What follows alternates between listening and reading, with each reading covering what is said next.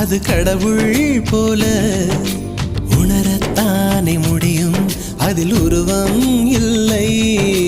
காயம் கண்ட இதயம் ஒரு குழந்தை போல வாயை மூடி அழுமே, சொல்ல வார்த்தை இல்லை.